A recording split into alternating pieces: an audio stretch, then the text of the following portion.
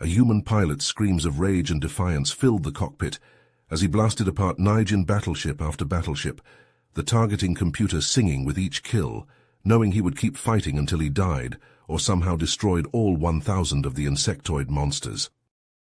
Matthew Thomas, a grizzled veteran of too many battles to count, jerked hard on the fighter's controls. His nimble craft dodged through the swarm of plasma bolts that lit up the void of space like hellish fireworks. Sweat poured down his face. He kept his eyes glued to the heads-up display, zooming from one target lock to the next, firing at Nigerian ship after ship in a blur of motion. The colony below on Zephyrus Prime was almost defenseless, just a few orbital defense platforms that the Nigians smashed through in the first moments of their assault. Now the frantic distress calls filled the radio channels as the helpless civilians packed into desperate evacuation transports. The enemy wanted to blast the human colonists to space dust before they could flee. Matthew was the only thing that stood between the civilians and total obliteration. He had to hold the alien fleet off, no matter the cost, to buy the colony time to evacuate. If he failed, then thousands of innocent men, women, and children would be slaughtered without mercy. The weight of that responsibility sat heavy on Matthew's shoulders. But that weight was familiar to him, almost comforting, because not too long ago, Matthew had been the Nigerians' prisoner, captured in a near-suicidal raid on an enemy supply depot. They had tortured him mercilessly, trying to break his iron will and spirit to extract the human military secrets locked in his head. The interrogator, a vicious alien named Ceres, delighted in playing sadistic mind games with Matthew, taunting him with the inevitable victory of the Nigerians, describing in vivid detail how humanity would be subjugated, enslaved, exterminated. Matthew never gave in, though, never broke. He resisted with every fiber of his being. And when the chance came, when his captors made the slightest mistake, Matthew escaped in a storm of fire and blood. He stole a Nigerian fighter craft and blasted his way to freedom, swearing to himself that he'd make the alien scum regret ever trying to dominate humanity. Now Matthew danced with death in the skies above Zephyrus Prime, one human against 1,000, the fate of the colony and perhaps the entire human race riding on his shoulders. The odds were impossible. But Matthew just gritted his teeth, clutching the flight stick tight, and gunned his engines straight into the heart of the alien swarm. He'd show them what a human was capable of, show them the indomitable power of the human spirit. Only a human could tame this so-called beast, could somehow overcome these impossible odds with skill, tenacity, and sheer raging defiance. So he would fight to his last breath to save his people. And maybe, just maybe, he'd prove that his taunting interrogator was wrong. It would be humanity who would break the Nigerians' will, shatter their empire, and emerge dominant in the galaxy. If Matthew could hold the line here, in this desperate battle against all odds, it would be the first step to making that vision a reality. Matthew's fighter rocked violently as another barrage of plasma blasts hammered his shields. Sweat poured down his face as he juked and weaved through the maelstrom of enemy fire, his targeting computer struggling to keep a lock on the swarm of Nigerian craft. Warning! Incoming transmission from Zephyrus Prime Colony. The fighter's AI Astra chimed. The calm female voice was a jarring contrast to the chaos of the dogfight. Governor Alara Voss's face flickered onto the comm screen, her usually composed features tight with fear. Captain Thomas, our sensors have detected a massive energy surge from the Nigerian flagship. They're preparing to fire their plasma cannon directly at the colony's power core. If that cannon fires, it will trigger a chain reaction that will destroy the entire settlement. We need you to stop them. Matthew cursed under his breath, his mind racing. The stakes had just gotten a hell of a lot higher. He had to take out that flagship before it could annihilate the colony. Astra, give me a full scan of that flagship, he barked. Data scrolled across his HUD, schematics, energy readings, shield frequencies. Matthew's eyes locked onto a crucial detail. The plasma cannon required an immense amount of power, and it would take several minutes to charge up to full capacity. During that charge-up period, the flagship would be vulnerable, its energy diverted from shields and weapons to power the cannon. A daring, desperate plan began to form in Matthew's mind. It was a gamble, but it was the only way. He keyed the comm link to the colony. "Governor Voss, I need you to prepare the colony's defenses for a ground assault. Fortify every entrance, arm every civilian. I'll buy you as much time as I can." Matthew closed the channel and opened a new one, this time broadcasting on an open frequency to the Nigean fleet. "Commander Ceres, you spineless insectoid bastard, I challenge you to single combat, just you and me. Or are you too much of a coward to face me alone?" There was a moment of tense silence. Then a familiar voice crackled over the comm, dripping with malice and wounded pride. "Foolish human, I will enjoy watching you die slowly." On Matthew's scanner, a single fighter craft broke away from the Nigean formation. It was larger than the others, sleeker and more heavily armed. Ceres's personal ship. The Nigean fleet held their fire as Ceres's fighter streaked towards Matthew. The two rivals circled each other like birds of prey, laser cannons and missile launchers primed and ready. Matthew's heart pounded in his ears.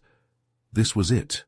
The duel that could decide the fate of the colony and maybe the entire war. Ceres struck first, plasma blasts sizzling past Matthew's canopy.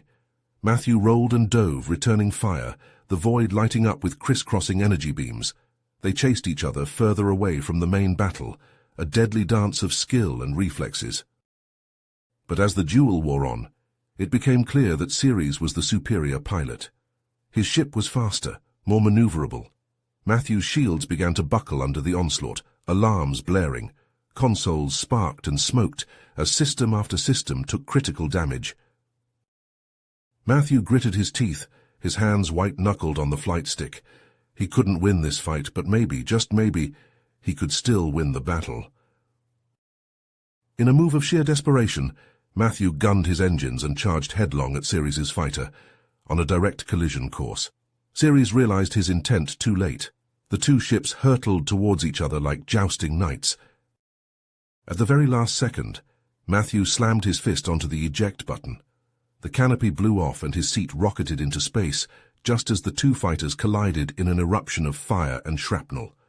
The shockwave sent Matthew's small form tumbling end over end, his suit's life support systems screaming warnings.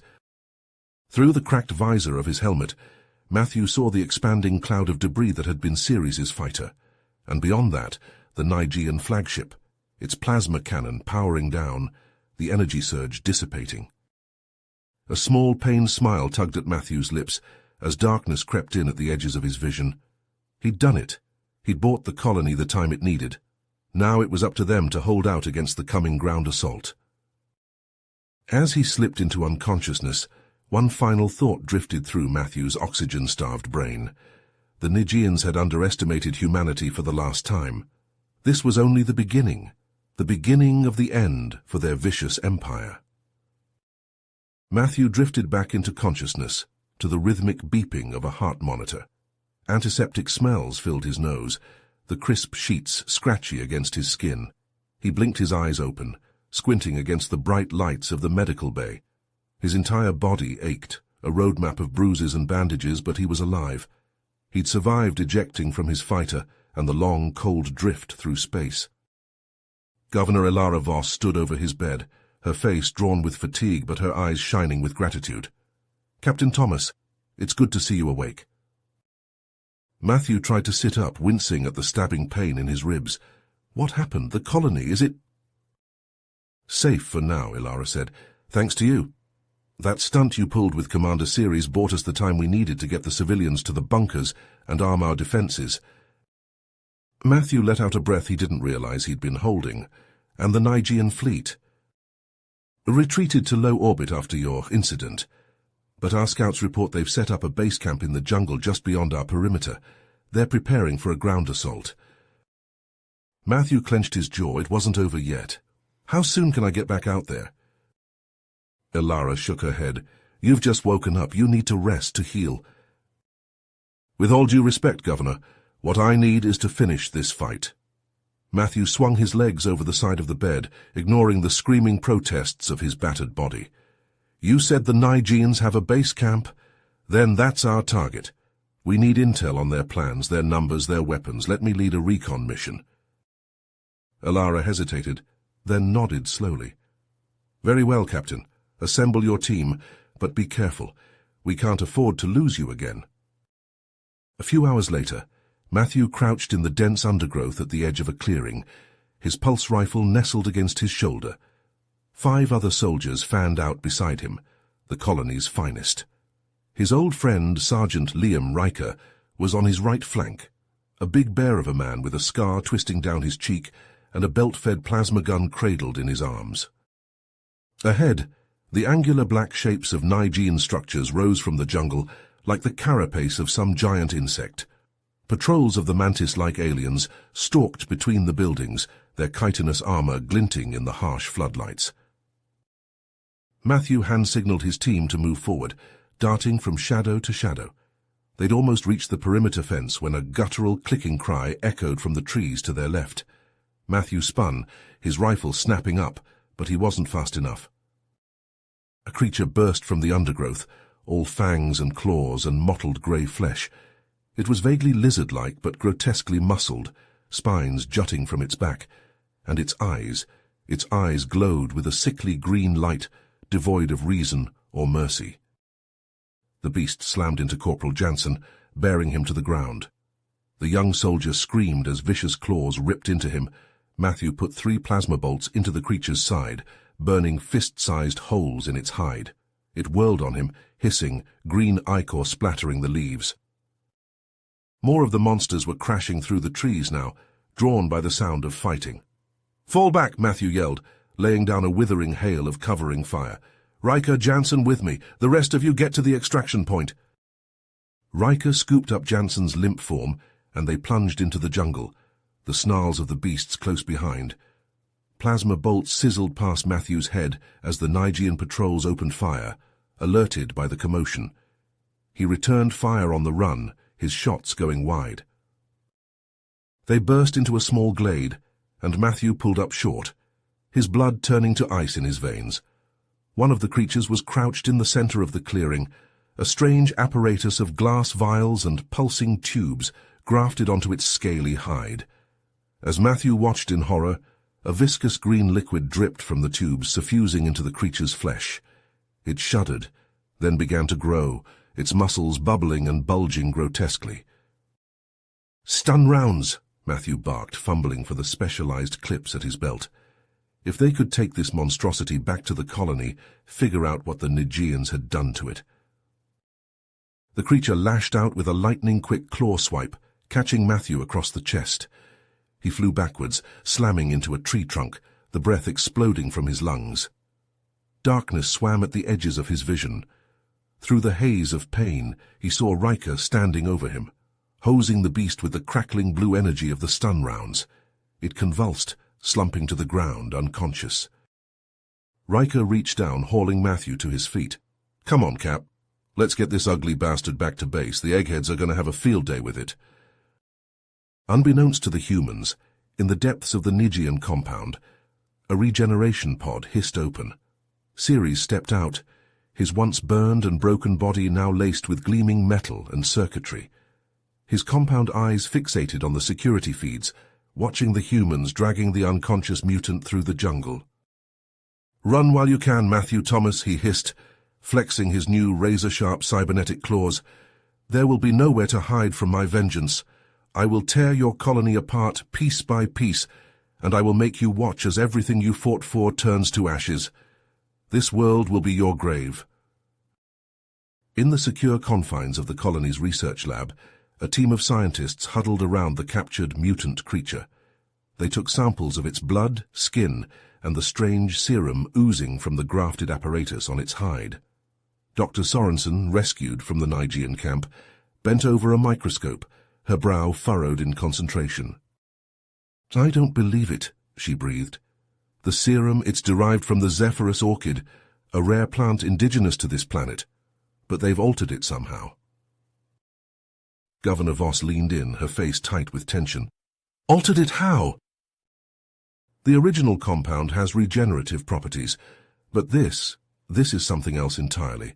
It doesn't just heal, it enhances, Strength, speed, resilience. In theory, it could push human physiology to the very limits. A heavy silence fell over the room. The implications were staggering. A serum that could create super soldiers, it could turn the tide of the war. Voss straightened, her jaw set with resolve. We have to synthesize it. Modify it for human use. It may be our only chance against the Nigeans. Dr. Sorensen nodded grimly. I'll need volunteers. The process will be difficult. Matthew stepped forward, his voice still raspy from his injuries. I'll do it. I'll be your first test subject. Hours later, Matthew lay strapped to a surgical table, his veins on fire with the serum coursing through him. Every nerve screamed in agony, his muscles seized and convulsed. He gritted his teeth, riding out the waves of pain. He had to endure, for the colony, for humanity. Gradually the pain receded, replaced by a thrumming energy. Matthew sat up, tearing free of his restraints like they were made of paper. He felt different, stronger, faster, invincible. Under Dr. Sorensen's guidance, he began testing his new abilities. He ran laps around the colony's perimeter, his speed defying belief. He lifted boulders that would have once crushed him. His wounds from the battle healed before his eyes. Voss watched, a glimmer of hope in her eyes. We need more like him, an elite unit, the Zephyrus Vanguard. And so Matthew began training a select group of soldiers. The serum transformed them, forged them into something more than human. They moved as blurs across the battlefield, tearing through Nigean ranks with ruthless efficiency. But the Nigeans kept coming, wave after relentless wave. Their mutant war beasts snarled and charged, immune to all but the heaviest firepower. Until a breakthrough. The Vanguard discovered a vulnerability.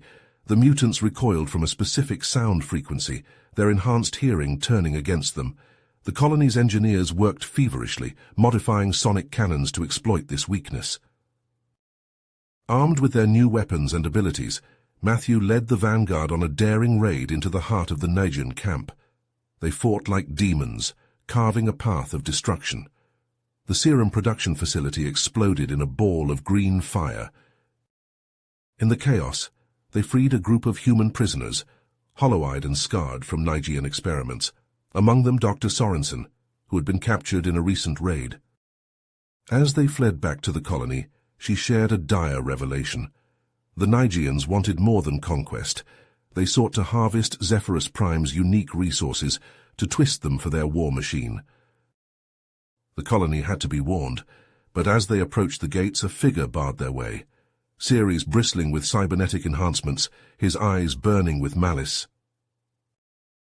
He charged forward, his mechanical claws raking the air. Matthew met him head-on, the force of their clash sending shockwaves through the earth.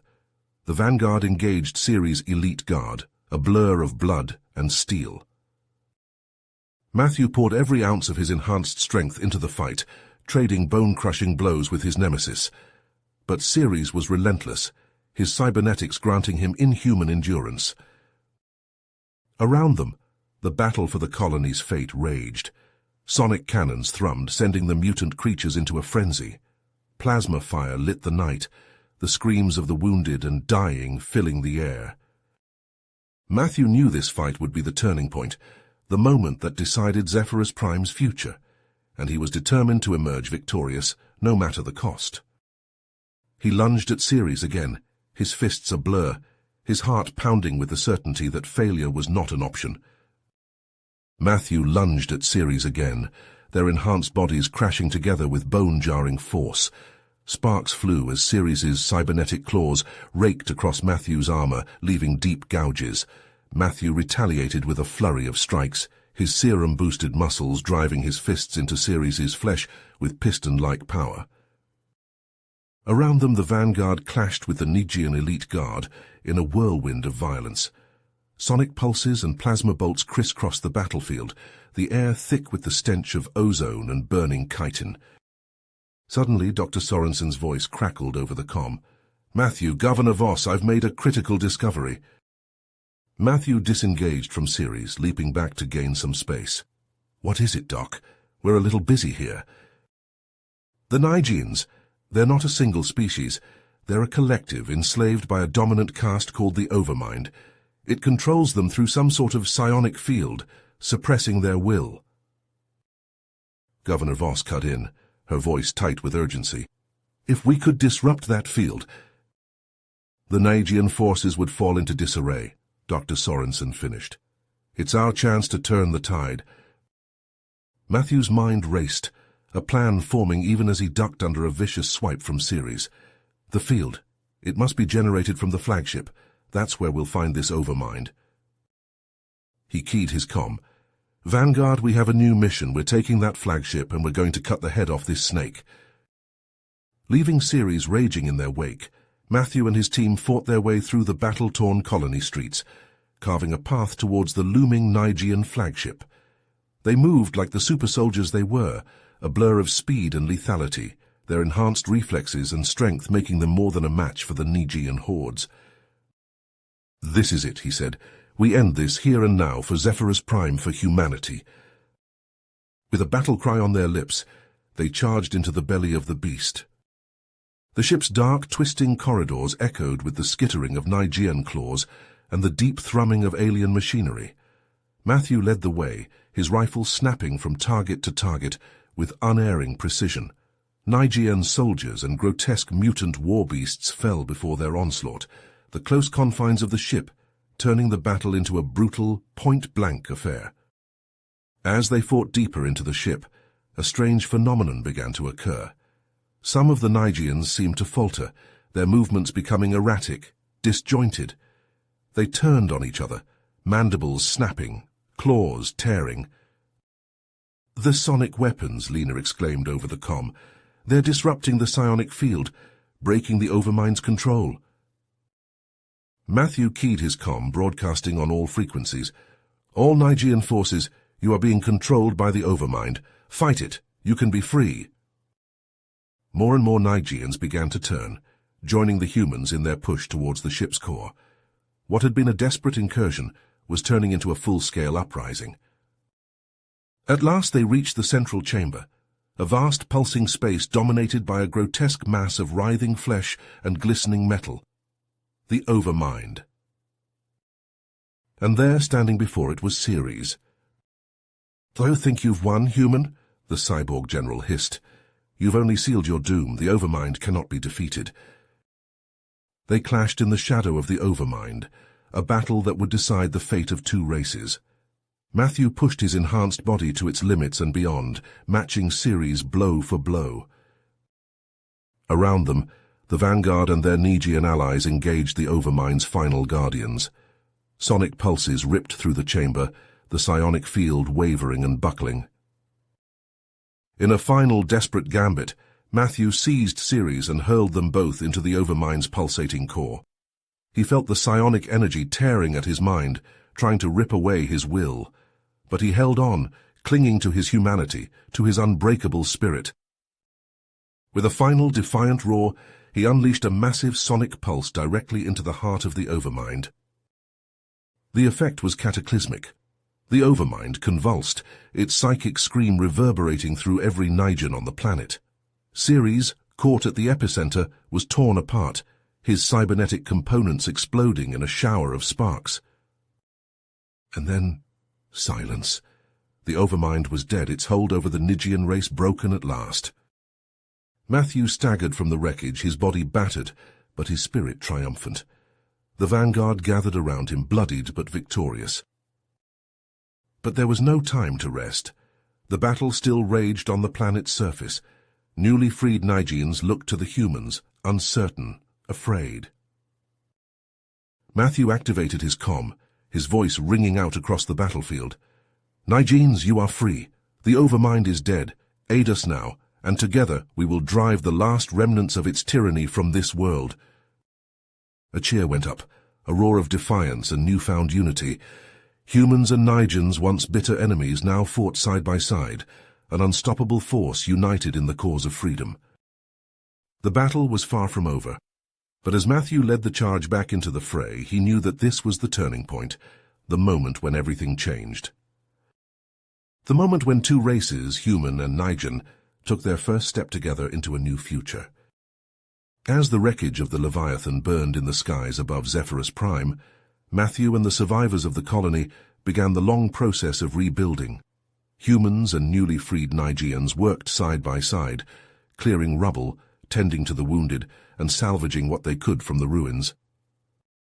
In the weeks that followed, a new society began to take shape under the leadership of Governor Voss and a council of both human and Nigen representatives. They worked to integrate their peoples, sharing knowledge, resources, and a common goal of creating a peaceful, prosperous future on their war-torn world. Matthew, hailed as a hero by both races, threw himself into the rebuilding efforts. His enhanced strength and endurance made him invaluable in the heavy lifting and long hours required. But even as he worked, he couldn't shake the feeling that their hard-won peace was fragile, that some new threat could emerge at any moment to shatter it. He was right. It began with a shadow falling across the sun, a vast shape blotting out the light. A ship, far larger than any Nigean vessel, was entering orbit. It was a behemoth of dark metal and pulsing energy, bristling with weapons that made the Nigean flagship look like a child's toy. Governor Voss's voice was hard as steel, and now they've come to reclaim their lost experiment. As if in response, the Leviathan opened fire. Beams of searing energy lanced down from orbit, vaporizing buildings, vehicles, and people indiscriminately. The ground shook with the force of the blasts, the air filled with the screams of the dying and the roar of collapsing structures. In the chaos, Matthew rallied the survivors, human and Nigen alike. "We fought too hard for this peace to let it be taken from us now," he roared over the din of the bombardment. "We'll take the fight to them, just like we did with the Nigens." Using the captured Nigean ships and Dr. Sorensen's knowledge of Vox technology, they hastily formed a plan. A strike team would infiltrate the Leviathan and sabotage it from within, while the remaining ships and colony defenses would keep the Vox occupied. Matthew led the infiltration team himself, a mix of human and Nigean volunteers, each enhanced with the serum and armed with modified sonic weapons. They approached the Leviathan in a captured Nigean ship, broadcasting Nigean slave codes to get close. It was a desperate gamble, but it worked. They slipped aboard the Leviathan amid the chaos of the ongoing space battle, emerging into a nightmarish world of dark, pulsing corridors and alien technologies. Almost immediately, they were set upon by Vox warriors, towering beings in heavy armor, wielding weapons that fired searing bolts of plasma. Matthew and his team fought back with everything they had, their enhanced speed and strength, their sonic weapons tuned to frequencies that shattered Vox armor and disrupted their nervous systems. They pushed deeper into the ship, following the schematics Dr. Sorensen had provided to the main power core. But the deeper they went, the fiercer the resistance became. Genetically engineered monstrosities, all claws and fangs and acid blood, tore into their ranks. Automated defense turrets filled the air with deadly energy beams. They were nearing the core, battered and bleeding but unbroken, when a figure emerged from the shadows before them. It was a being of pure nightmares, towering and muscled, its form seeming to writhe and shift with psionic energy. The Vox Overlord, the supreme ruler of their species. "Foolish primates," it rumbled, its voice a physical force that made their bones ache. "You think you can stand against the might of the Vox? We who have conquered 1,000 worlds, enslaved 1,000 races? I will break you myself, and your worlds will be next." Matthew stepped forward, his serum-enhanced body already healing from the wounds of the battle, his eyes blazing with defiance. "You're welcome to try," he snarled and charged. It was a battle that would become legend, spoken of in awed whispers by those who witnessed it. Matthew, a lone human, standing against a being that could shatter minds with a thought, that had the strength to tear through battle steel with its bare hands. They clashed in a storm of blows that cracked the deck beneath them, Matthew's serum-boosted speed and strength against the Overlord's psionic might and raw power. Matthew was battered back, bones breaking, blood flying, but he didn't fall. With a roar of pure defiance, He lunged inside the Overlord's guard, his fist slamming into its jaw with a force that would have shattered concrete. The Overlord reeled, and Matthew pressed his advantage, raining down blows, keeping the pressure on, not giving it a moment to gather its psionic power. And then, with a final, desperate effort, Matthew unleashed a focused sonic pulse from his weapon directly into the Overlord's skull. The being convulsed, screaming, its psionic energy feedback sparking and arcing across its body. Matthew didn't waste the opening. He signaled to his team, and together they burst into the power core chamber. Plasma charges were set, timers synchronized. They had minutes to escape before the core went critical. The race back to their ship was a desperate blur of running battles and narrow escapes. The Leviathan was coming apart around them, rocked by secondary explosions as the sabotage took hold. They barely made it back to their ship, blasting out of the hangar bay just as a wave of fire consumed everything behind them. The Leviathan died in a sun-bright explosion that lit up the skies of Zephyrus Prime, a second sun that burned bright and then faded. In the sudden silence that followed, a cheer went up from the human and Nigean ships, from the defenders on the colony below. Against all odds they had won. The Vox Overlord was dead, its mighty warship destroyed. The threat to their new world, their new alliance, had been held back. But as Matthew looked out at the burning wreckage falling through the atmosphere, he knew this was only the beginning. The Vox would come again, in greater numbers and with greater fury. This battle was won, but the war for the future of Zephyrus Prime, for the future of the alliance between human and Nigean, was far from over. Matthew and his strike team blasted out of the exploding Leviathan in their stolen Vox shuttle, the blinding flash of the ship's death throes filling the viewports. Cheers of victory filled the small craft's cabin, but they quickly died in the team's throats as a new alarm blared from the control console. Dr. Sorensen rushed to the display, her face paling as she read the data scrolling across the screen. The Leviathan's destruction, it's triggered some kind of fail-safe mechanism. There's a massive energy surge building, and it's going to engulf the entire Zephyrus Prime system. Matthew leaned over her shoulder, his brow furrowed. Can we stop it? There might be a way, Dr. Sorensen said, her fingers flying over the console. The Nigeans, they were harvesting the planet's crystalline network for their own purposes.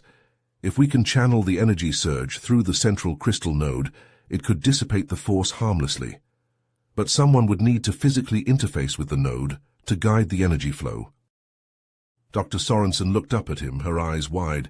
Matthew, the strain, it would be immense. The physical and psychic stress. I can handle it, Matthew said, his voice brooking no argument. My enhancements, my mental training, it has to be me. Dr. Sorensen hesitated, then nodded. We don't have much time. The central node is deep within the planet's core. We'll need to navigate the subterranean caverns to reach it. Matthew turned to the rest of the team, his eyes hard. Gear up, we're going planet-side. The descent into Zephyrus Prime's depths was a harrowing journey. The caverns were treacherous, filled with unstable footing and sudden drops. And they were not empty. The last remnants of the Vox's genetically engineered creatures, cut off from their master's control, lurked in the shadows. They attacked with the ferocity of cornered beasts, all fangs and claws and brutal strength. Matthew and his team fought their way through, their weapons flashing in the dimness, the snarls of the beasts echoing off the cavern walls. They pressed on, following the pulsing glow of the crystalline veins that threaded through the rock. As they neared the central chamber, a strange sensation brushed against Matthew's mind, a presence ancient and powerful, stirring within the crystalline network. With a shock of horror, he recognized it. The Vox Overlord, its consciousness somehow preserved, seeking to seize control of the energy surge. It's here, Matthew said, his voice tight. The Overlord, it's trying to take over the network to use the surge to resurrect the Vox Empire. Dr. Sorensen's face was pale in the crystalline light. Matthew, you can't fight that thing alone. He stepped into the central chamber, a vast space dominated by a towering crystal spire. The Overlord's presence was stronger here, a malevolent weight pressing against Matthew's mind. Foolish human, The Overlord's voice echoed through the chamber, resonating from the crystals themselves. "You think you can challenge me? I am eternal. I am the will of the Vox, and I will not be denied my destiny." Matthew gritted his teeth, pushing back against the psychic assault. He reached out, placing his hands on the central spire, feeling the thrum of energy beneath his fingers. He plunged his consciousness into the crystal, into the heart of the psionic network. The Overlord's mind crashed against his own, a tidal wave of malice and hunger. They grappled in the ethereal space, two wills locked in a desperate struggle.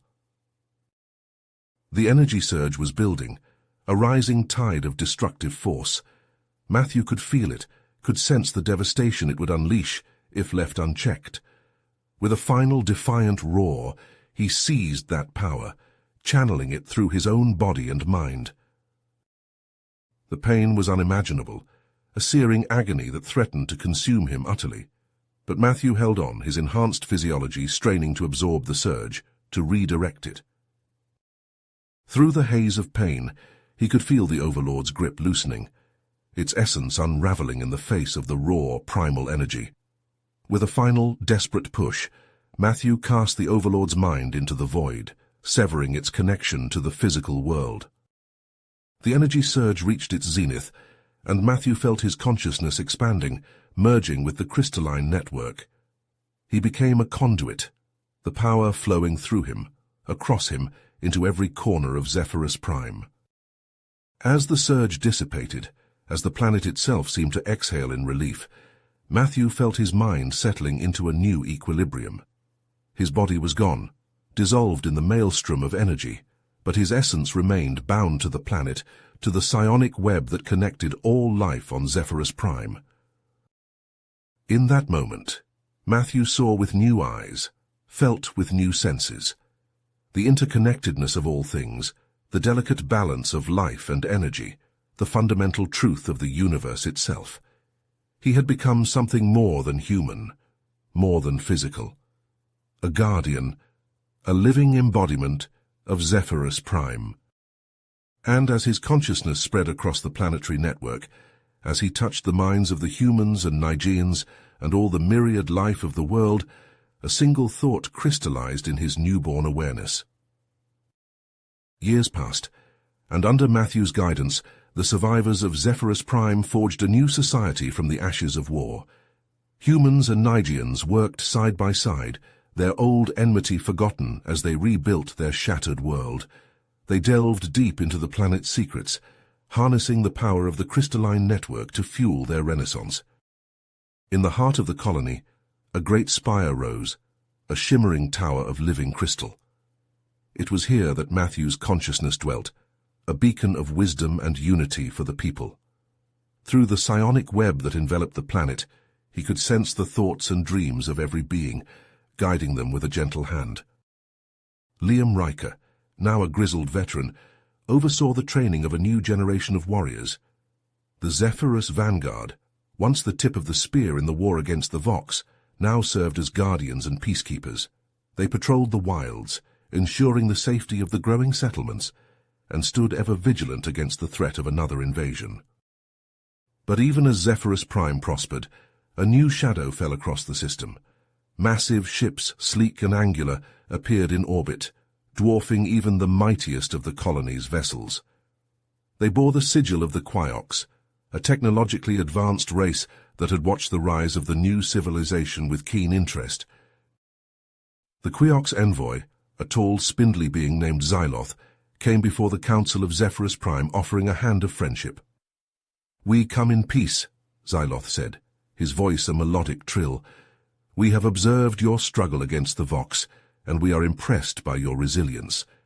The Vox were once a part of our own civilization, but their cruel experiments and hunger for domination led to their exile. We offer our aid and protection to ensure that such a threat never again endangers your world." The council deliberated, torn between gratitude for the offer and wariness of the newcomers' intentions. It was Matthew, speaking through the avatar of the crystal spire, who tipped the balance. "We welcome your friendship," he said, his voice resonating through the chamber. "But we must remain vigilant. The scars of the past are not easily forgotten. As the Quiox established a presence on Zephyrus Prime, tensions began to simmer beneath the surface. The alien visitors were evasive about their true goals, and their advanced technology remained a closely guarded secret. Whispers spread through the colony of strange disappearances and covert experiments. Matthew, ever watchful, used his psionic abilities to delve into the minds of the Quiox leaders. What he found chilled him to his core. The Quiox sought to exploit Zephyrus Prime, to drain its resources and harness the power of the crystalline network for their own gain. They saw Matthew himself as a potential weapon, a tool to be controlled and wielded against their enemies. Riker slammed his fist on the table as Matthew shared his grim findings. "We fought too damn hard for our freedom to let these bastards take it away," he growled. "What's our plan?" Matthew's spectral form shimmered above the council table, his face etched with determination. "We reach out to our old allies, and we prepare for the worst. The Quiox believe they can manipulate us, but they underestimate the strength of our unity. We'll show them what it means to stand against Zephyrus Prime." In hidden training camps across the planet's surface, a new generation of vanguard warriors took shape. Humans and Nigens alike volunteered for the grueling regimen, their bodies enhanced with the modified serum that had once turned the tide against the Vox.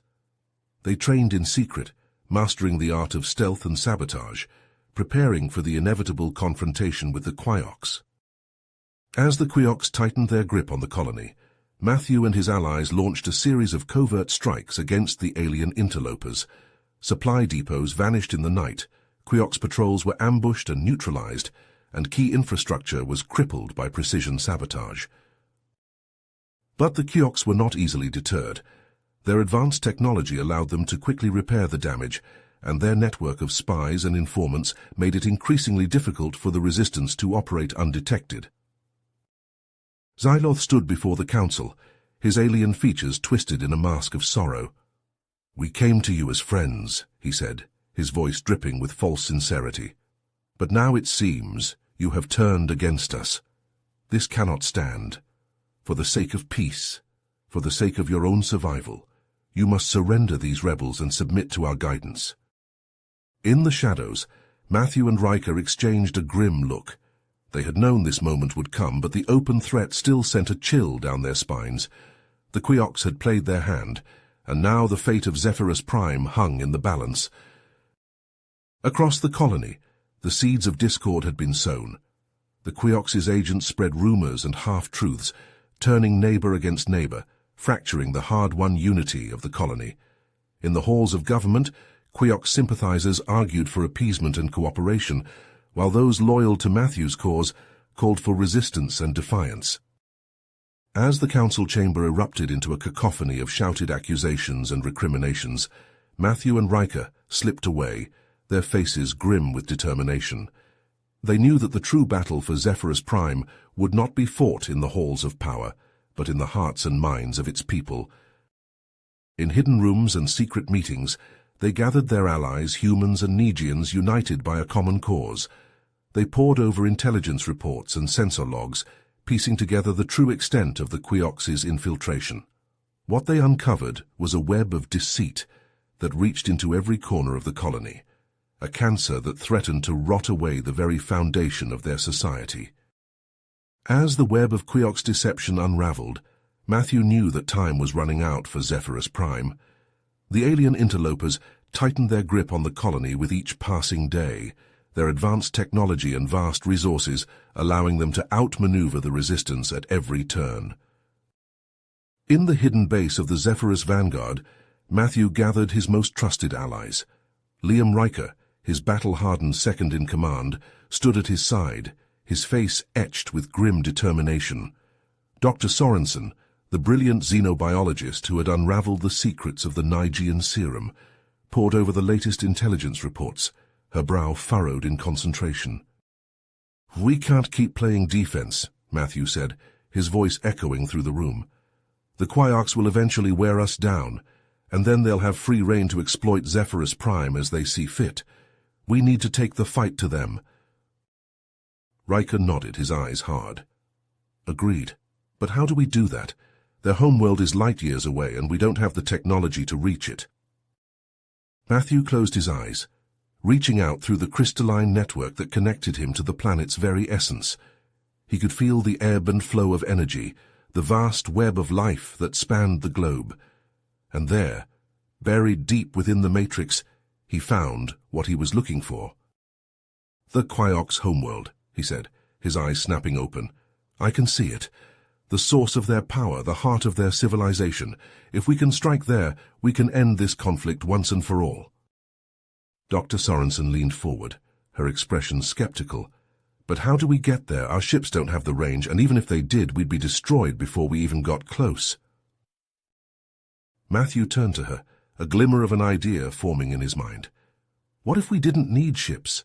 What if we could create a wormhole, a direct path from Zephyrus Prime to the Quiox homeworld? The room fell silent, the weight of the suggestion hanging in the air. Dr. Sorensen's eyes widened, her mind racing with the possibilities. "It's theoretically possible," she said slowly, "but the amount of energy required would be immense, and we'd need materials that we don't have access to." Matthew nodded, his expression determined. "Then we'll find them. I've seen glimpses of rare minerals and compounds in the uncharted regions of the planet. We'll gather a team, the best of the best, and we'll go out there and get what we need." Riker stepped forward, his hand resting on the butt of his plasma rifle. "I'm with you, Cap, to the ends of the Earth or the ends of the galaxy, whatever it takes." The preparations were made in secret, away from the prying eyes of the Quiox spies that had infiltrated every level of the colony's government. Matthew and Riker hand-picked their team, a mix of human and Nigean warriors, each enhanced with the modified serum that had proven so effective against the Vox. They set out under the cover of darkness, slipping past the Quiox patrols and into the wild, uncharted regions of Zephyrus Prime. The landscape was treacherous, a maze of jagged canyons, toxic swamps, and dense predator-infested jungles. But Matthew and his team pressed on, driven by the knowledge that the fate of their world hung in the balance. They braved the elements, fought off the vicious wildlife, and evaded the Quiox search parties that dogged their every step. And then, deep in the heart of a mist-shrouded valley, they made a discovery that changed everything. The ruins rose from the jungle like the bones of some ancient long-dead beast. Towering spires of black metal and gleaming crystal pierced the canopy, their surfaces etched with intricate alien glyphs. Matthew felt a thrill of recognition as he approached the ruins, his connection to the planet's energy field humming with newfound intensity. "This place," he said softly, "it's old. Older than the Nigeans, older than the Vox. There's a power here, a technology that we've never seen before." They entered the ruins cautiously, their weapons at the ready, their senses heightened by the eerie stillness that hung over the ancient structures. The corridors were dark and twisting, the air thick with the weight of centuries. And then they found it. In the heart of the ruins, in a vast chamber filled with pulsing lines of energy, they discovered an artifact that defied explanation. It was a sphere of pure, shimmering light, hovering in the center of the room, its surface alive with swirling patterns and shifting hues. But the artifact was not unguarded. As Matthew and his team moved to retrieve it, the chamber came alive with a series of complex traps and challenges, each one designed to test the limits of their abilities and resolve. Laser grids crisscrossed the floor, walls shifted and reconfigured in dizzying patterns, and holographic guardians materialized out of thin air, their weapons blazing with deadly energy. Matthew and his team fought their way through the gauntlet, their enhanced reflexes and strength pushed to the breaking point. They worked together seamlessly, covering each other's backs, anticipating each other's moves with uncanny precision.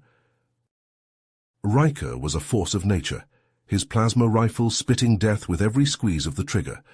The Nijan warriors moved like liquid shadows, their crystalline blades flashing in the dim light, and Matthew was everywhere at once, his mind and body attuned to the ebb and flow of the battle, guiding his team through the chaos with preternatural skill. In the end, it was a close thing. They emerged from the ruins battered and bloodied but victorious. The artifact held tight in Matthew's grip. They had lost good soldiers in the fight, but their sacrifice had not been in vain. They returned to the colony in triumph, the artifact a beacon of hope in the gathering darkness. Dr. Sorensen and her team of Nigerian engineers worked tirelessly to integrate the artifact into the wormhole generator, their efforts fueled by a desperate urgency.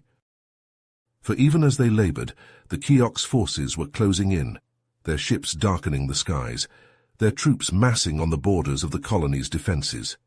The final battle was upon them, and the fate of Zephyrus Prime hung in the balance.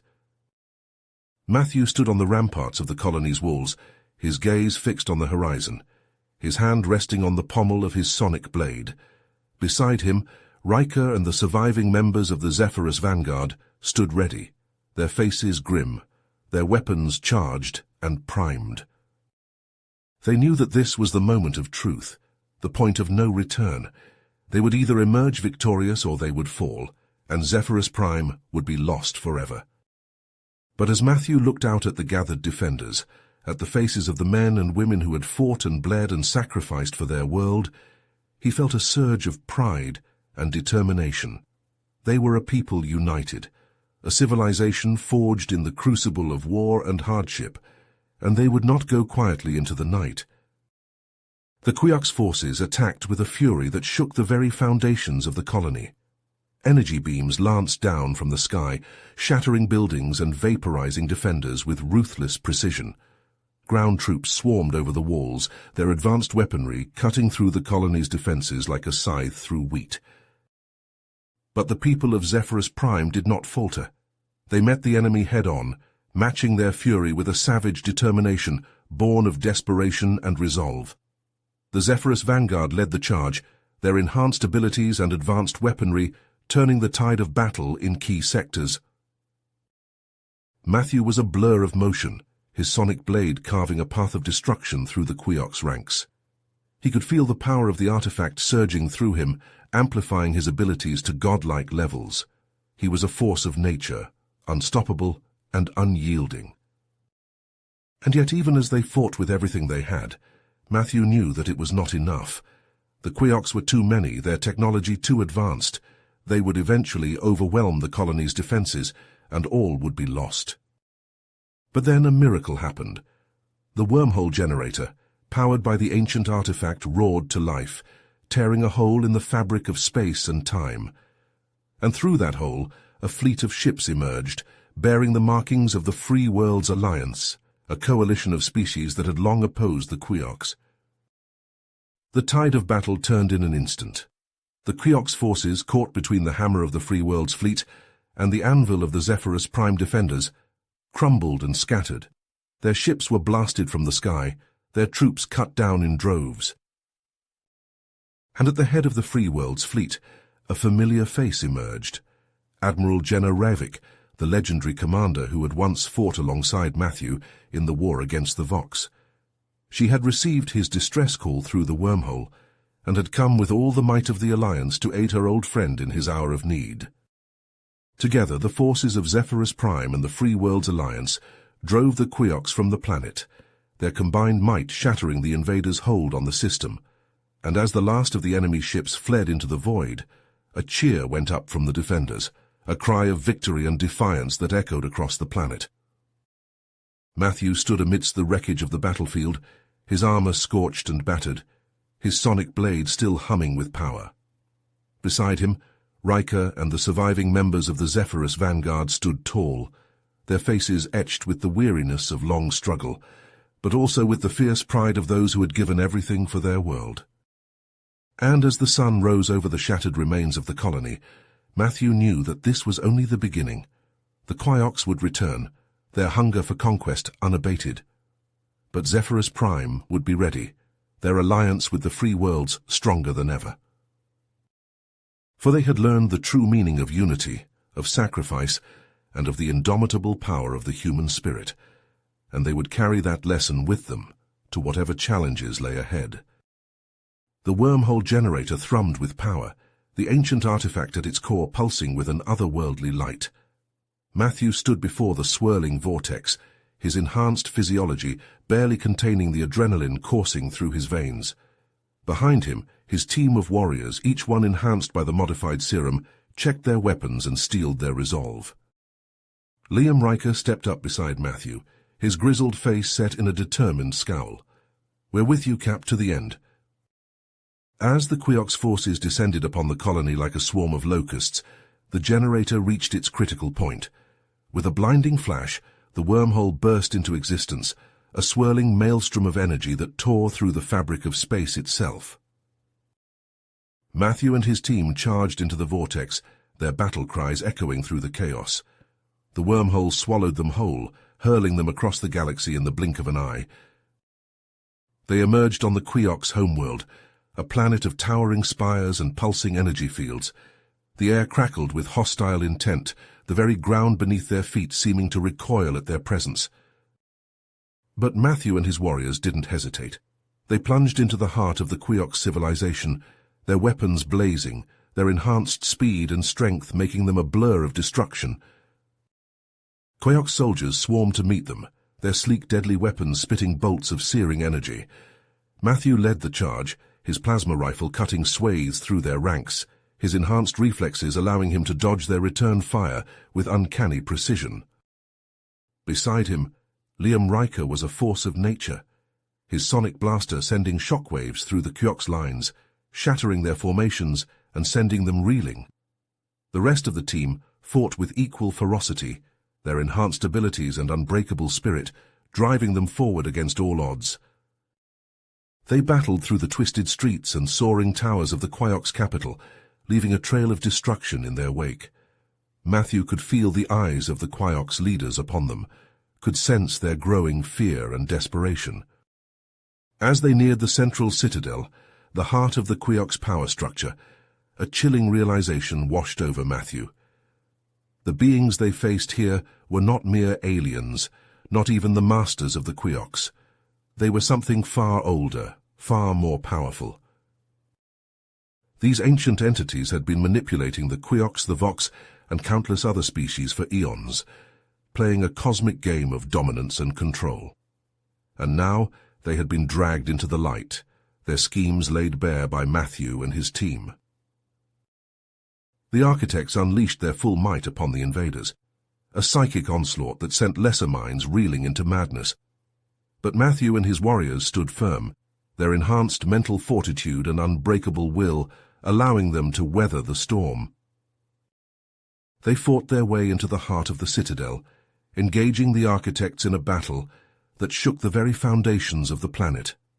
Psychic blasts and devastating energy fields tore at their minds and bodies, but they pushed forward, driven by a fierce determination to end this threat once and for all. In the chaos of the battle, Liam Riker saw an opening. With a roar of defiance, he leapt forward, seizing control of the ancient artifact that had brought them to this place. He poured his very essence into the device, unleashing its full power against the architects. The resulting surge of energy was cataclysmic. It ripped through the citadel, vaporizing the architects and their Quiox servants in a blinding flash of light. But it also consumed Liam Riker, his life force spent in the act of ultimate sacrifice. Matthew could only watch in horror as his friend, his brother-in-arms, was obliterated before his eyes. The pain of loss threatened to overwhelm him, but he knew he had to press on. For Liam, for all those who had fallen. He rallied the surviving warriors, leading them back through the collapsing citadel, back to the wormhole that would return them to Zephyrus Prime. They emerged from the vortex to find the colony in ruins, the Quiox assault having taken a terrible toll in their absence. But the Quiox were in disarray, their masters destroyed, their purpose lost.